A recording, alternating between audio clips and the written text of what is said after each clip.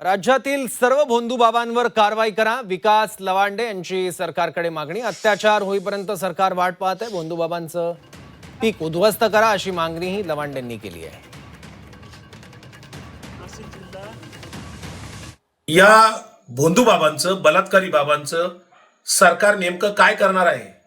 जादूटोणा विरोधी कायदा या राज्यात असताना या भोंदूगिरीला सरकार आळा घालणार आहे की नाही? कारण हे भोंदू बाबा, बलात्कारी बाबा जनतेचं आर्थिक, मानसिक, शारीरिक शोषण करत आहेत, सर्वसामान्य लोकांचं शोषण करत आहेत। एखादं प्रकरण वर येण्याची आपण वाट बघता आणि मग तेवढ्यापुरतं कारवाई करण्याचा जर प्रयत्न करत असाल ते अत्यंत गैर आहे। ह्या भोंदू बाबांचं पीक उद्ध्वस्त केलं पाहिजे। प्रत्येक तालुक्यात, प्रत्येक शहरात असे भोंदू बाबा गल्ली बोळात तयार झालेले आहेत। सरकारने याला आळा घालावा, कायदेशीर कारवाई करावी।